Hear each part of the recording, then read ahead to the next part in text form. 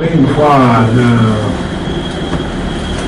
Mohamed Khalad disait dans un monologue que finalement, en 60 on a eu l'indépendance, mais on n'a pas eu le mode d'emploi. Je pense que beaucoup de partis politiques proclament des discours. Mais si je me compare à l'échelle d'abord de ma personne, mais également des idées que nous... Moi j'étais dans un parti politique. Dès lors que j'ai vu, que j'ai analysé, que j'ai évalué, que l'option prise par ce parti est un renoncement au principe même pour lequel il a été créé, j'ai pris ma responsabilité personnelle, publique, de démissionner de ce parti. Tout simplement.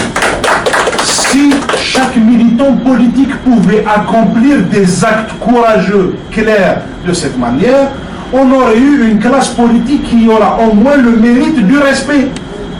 Aujourd'hui, vous allez interroger le citoyen, vous lui posez la question autant sur les signes que sur les personnes, vous êtes sûr d'essuyer des commentaires, j'allais dire, à la limite de l'insulte. Je ne l'accuse pas. Mais si vous allez parler aux citoyens algériens, les plus gentils vont vous dire en tout cas Gakif. Il faut sortir de ça.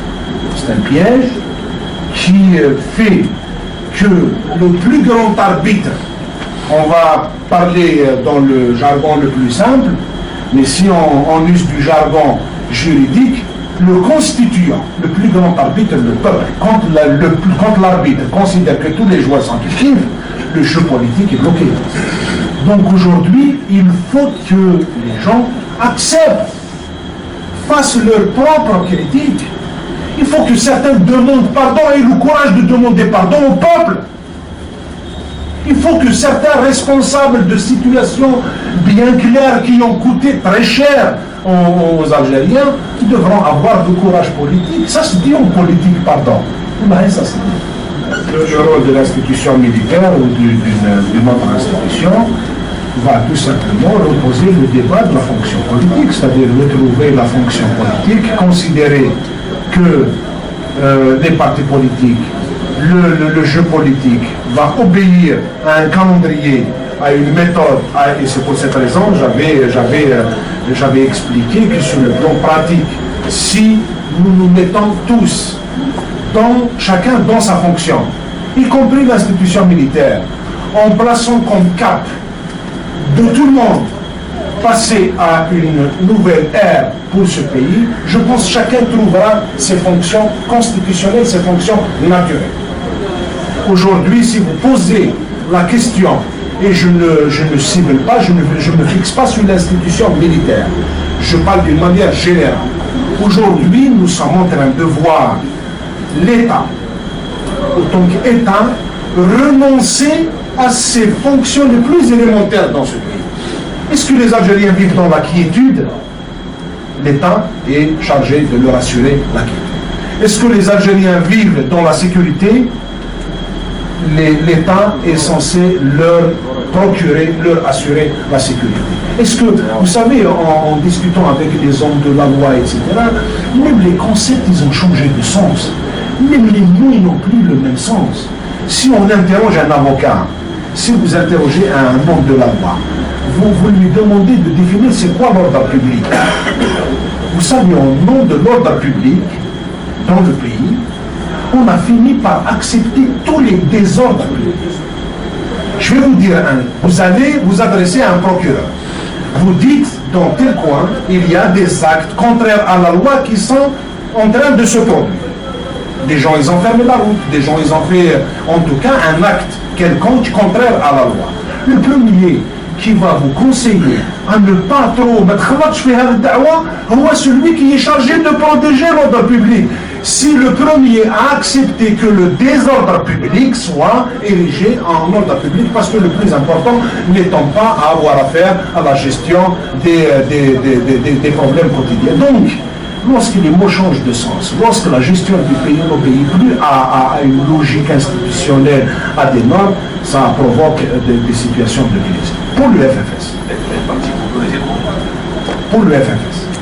Je pense que si j'ai beaucoup de respect pour ce parti, j'ai beaucoup de respect pour les militants de ce parti, j'ai beaucoup de respect pour le président de ce parti. J'ai mis juste quelques petites questions, quelques questionnements. J'ai appris de la bouche même d'Aït Ahmed que lui-même était une des rares personnes à avoir défendu, à s'être opposé à la dissolution du Parti communiste à l'époque. Par sa conviction qu'il faut toujours respecter et défendre la liberté politique, la liberté de fonder un parti. Je suis quand même choqué d'entendre auprès des responsables du FFS jurer avec tout ce qu'ils vont tout faire pour empêcher la création de l'UDS. C'est-à-dire c'est retourner le monde, vraiment, hein, c'est aller dans le sens contraire.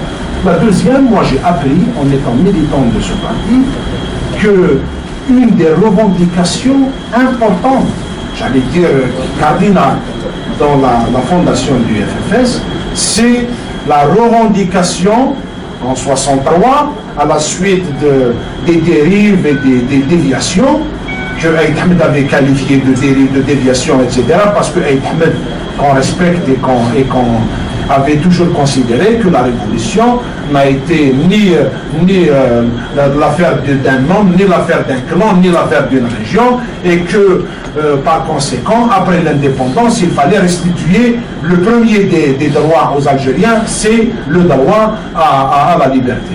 Donc, et il avait défendu le principe que la première constitution qui devait consacrer ces libertés, protéger ces libertés, devait émaner de la volonté populaire, et le mécanisme le plus adéquat était l'élection de l'Assemblée nationale constituante. Et on arrive 50 ans après avec des responsables qui, au nom d'un parti qui a revendiqué cela, arrivent à accepter de participer dans des consultations avec une procédure qui est tout le contraire de l'Assemblée nationale constituante. Donc il y a cette logique de renoncement et de retournement de situation qu'il faut absolument éclairer. Et donc nous militants, nous devons poursuivre. Aujourd'hui, Karim Tabou, comment vous pouvez définir le FFS? C'est un parti de l'opposition. Comment on peut le définir? On n'arrive toujours pas à comprendre. Les responsables du parti ont été invités à ce même forum pour venir s'exprimer. On n'a toujours pas reçu de confirmation, on va dire. En tout cas, un parti politique, ses positions, sa légitimité et sa crédibilité est à mesurer dans les actes qu'il accomplit au quotidien.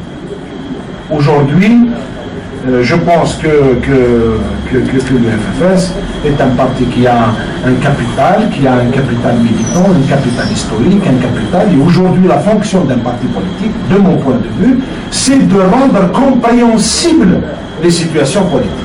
Or, nous sommes avec des partis qui compliquent davantage. Et on n'arrive même pas à comprendre leur position. C'est-à-dire que des fois, alors que la fonction d'un parti, c'est de rendre facile la compréhension.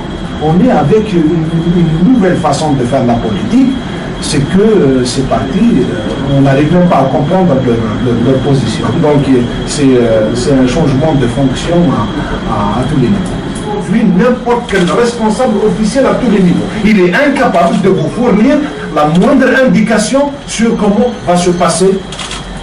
Et donc cette logique attentiste, cette logique de blocage, cette logique d'attendre qu'on nous informe, qu'on nous donne une indication pour... c'est pas comme ça qu'on gère un pays. De mon point de vue, il faut absolument créer les mécanismes, les moyens démocratiques pour que les gens retrouvent leur fonction politique. Aujourd'hui, le pays, et je vais citer un autre exemple, il est quand même dommage. C'est une bonne chose pour le milieu de la presse. Aujourd'hui, la scène politique est réduite à la presse. Mais on a inversé complètement les rôles. Au lieu que les journalistes vont sortir sur le terrain pour rapporter les activités politiques des partis, non, les espaces dans la presse, et on arrive à avoir un quart de page dans un journal, on existe politiquement, mais la presse est devenue la scène politique, alors que la politique est pratiquée ailleurs, au sein de la population. Il y a beaucoup de partis politiques, il y a beaucoup de leaders. Ce suffit d'avoir un article dans un journal. Et il croit que c'est bon, il est suffisamment présent dans la société. Je pense que c'est se mentir, c'est tricher, c'est continuer à faire semblant. Donc je pense qu'il doit y avoir des idées simples qui sont exprimées par des militants, comme nous tous, comme moi, comme des gens qui portent la conviction et qui vont dire un jour qu'il faut arrêter de pratiquer cette politique de cette manière. Il faut tout simplement passer à une autre manière de faire la politique. Et on a connu cela dans le... Oui.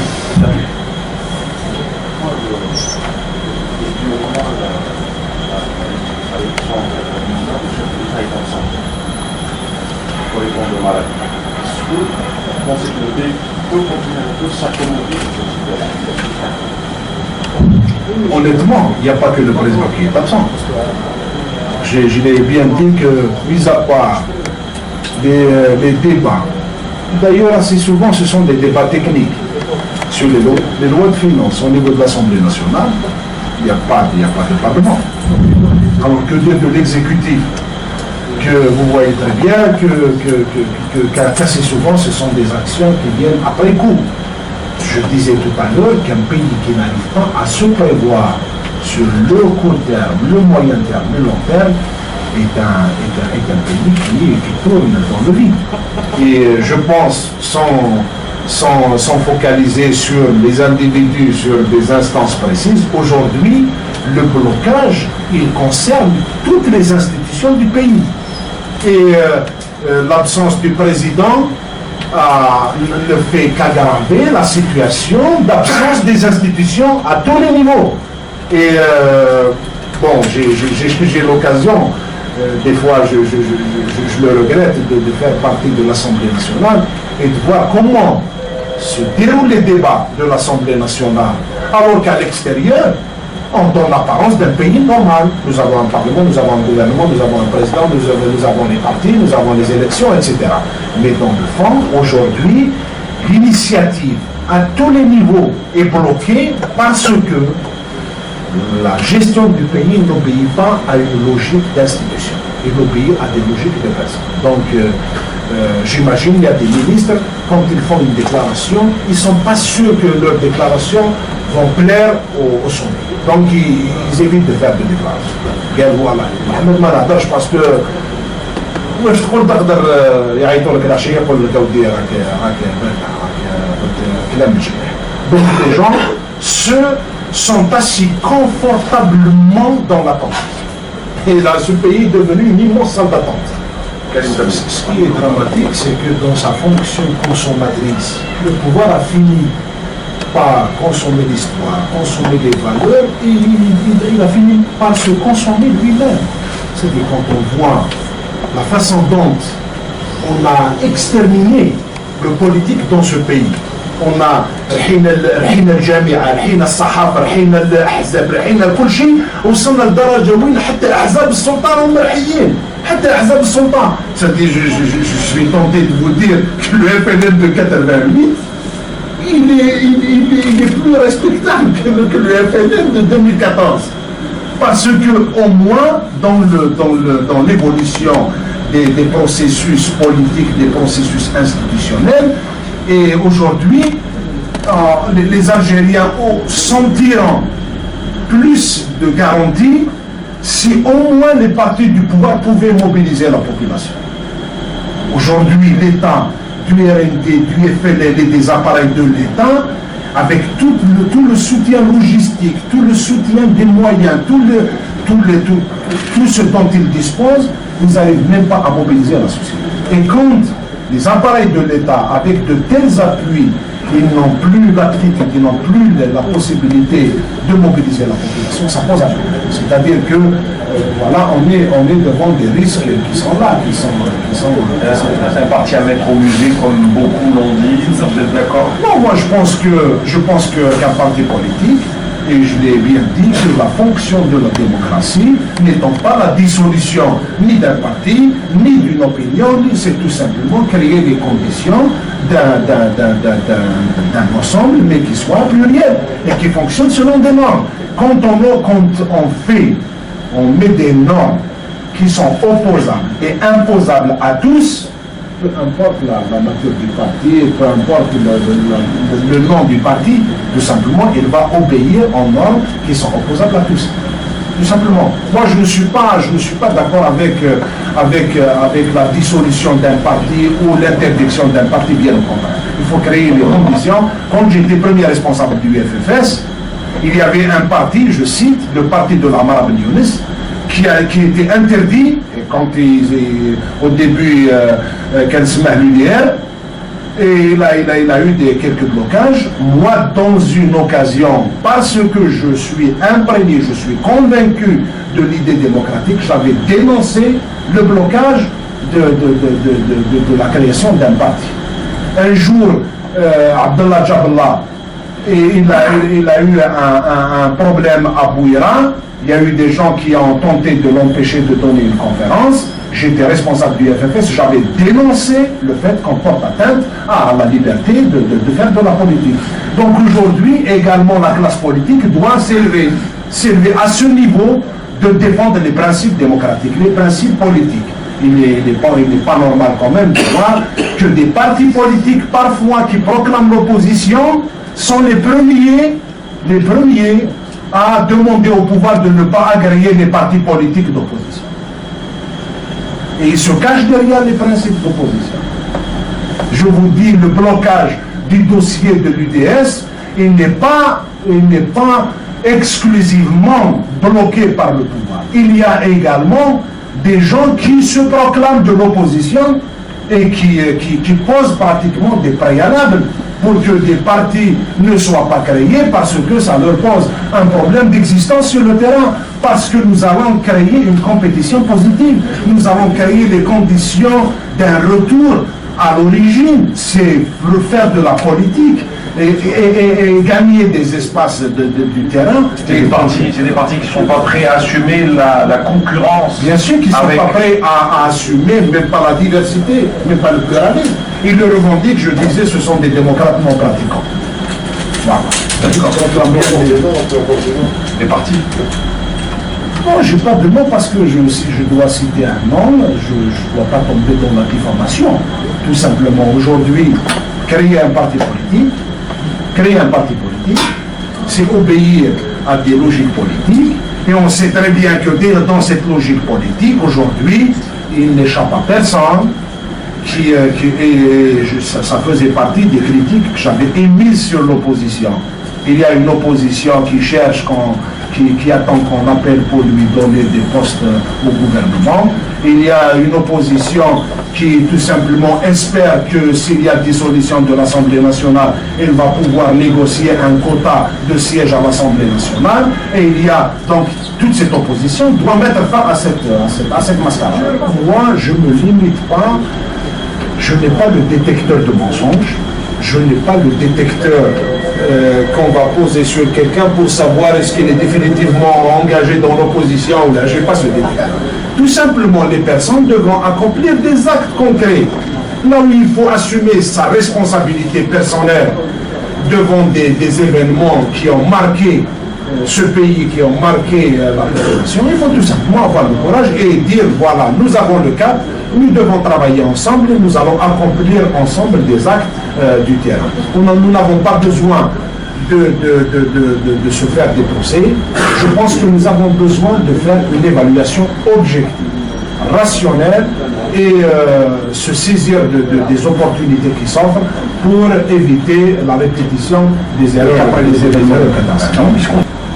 Une des avancées notables qui avait été soulignée par tout le monde, c'était la Constitution de 89 qui autorisait la création d'associations à caractère politique. 26 ans après, il y a des Algériens comme moi qui sont interdits de fonder un parti politique. Vous imaginez? Alors que la Constitution, dans l'article 42, qu'il soit la Constitution en vigueur, ou le projet de Constitution qui est soumis à débat, à enrichissement par le chef de l'État, ils ont tous gardé le principe de l'article 42 qui dit que chaque Algérien qui jouit de ses droits politiques et civiques a le droit de fonder un parti politique. Et aujourd'hui, nous avons la preuve que 88, finalement, on est dans une situation de résistance. La deuxième, c'est que l'opposition. Il faut que l'opposition sorte d'embuscade. Il y a beaucoup, et je ne mens pas, mais en tout cas au niveau de l'opinion publique, tout le monde le sait, qu'il y a des partis politiques qui sont dans des opérations d'embuscade, qui attendent qu'on leur donne un poste ministériel, qu'on leur donne des sièges à l'Assemblée, qu'on leur trafique les élections, l'essentiel que ça soit trafiqué pour eux. Et cette logique de déformation doit cesser. Et l'opposition doit tout simplement faire l'effort d'aller retrouver le chemin. Le vrai, c'est remobiliser la société au niveau local, au niveau, et la meilleure des démonstrations aujourd'hui, quand il y a un problème quelconque au niveau local, au niveau régional, les premiers à étaler vis-à-vis de la population, ce ne sont ni les députés, ni les maires, ni les présidents d'API, ni les partis politiques, ce sont les services de sécurité. D'accord. Alors, 26 ans après... Donc aujourd'hui, je pense qu'il y a un effort qui doit être fait pour que le militant, pour que le parti retrouve sa fonction naturelle, c'est la fonction d'être aux côtés de la population et d'exister au sein de la population. Karim Tabo, 26 ans après octobre 88, est-ce que vous pensez que pour la première fois, l'opposition est en train de constituer un front commun? C'est-à-dire qu'on a fini avec l'action isolée et qu'aujourd'hui, tout le monde va être autour d'une même table et discuter d'un seul projet. Je pense qu'il ne faut pas tomber dans le fait d'annonce. C'est-à-dire que l'opposition, pour l'instant, il évite d'aborder le débat de fond. Et que, bien sûr, que nous avons, dans le contexte actuel, nous avons besoin de montrer que nous sommes unis, qu'on a dépassé un certain nombre de clivages, et surtout de faux clivages, et qu'il est possible d'envisager un travail politique à plusieurs, tout en respectant nos différences. Je pense que c'est une évolution très positive qui est en train de se dérouler. Mais l'opposition semble qu'elle retrouve sa fonction de remobilisation de la population, elle risque de ne pas peser trop sur le jeu politique. Parce qu'aujourd'hui, le lieu naturel de la politique, c'est la remobilisation de la population. Et la politique est basée sur les rapports de force. Il faut tout simplement avoir aujourd'hui des idées, il faut avoir la crédibilité, il faut être opérationnel et retrouver le chemin de la lutte, tout simplement. En fait, j'ai toujours dit quand j'anime des conférences comme ça avec les étudiants, je leur dis, s'il y a ça, la politique, quand on a fait, on arrive d'une manière automatique sur un carrefour. Le carrefour باللغة العربية كاين يسموه ملتقى الطرق وكاين يسموه مفترق الطرق. دونك اختار اسكو دير بهذا الكارفور ملتقى الطرق مع المجتمع ومفترق الطرق مع هذول يسيروا البلاد ولا faire l'inverse. Donc aujourd'hui, je pense qu'il faut absolument trouver les militants, trouver les partis, trouver les idées nouvelles qui peuvent porter cet espoir. Parce que l'opposition également devra faire l'effort de pédagogie pour mériter la confiance du peuple. Parce que également, aujourd'hui, nous sommes bien d'accord que l'opposition est plurielle, elle doit être unie, mais nous devons également passer par des évaluations, par des autocritiques, par une analyse sérieuse des parcours des uns et des autres pour aboutir donc à la mise en place d'une démarche globale démocratique.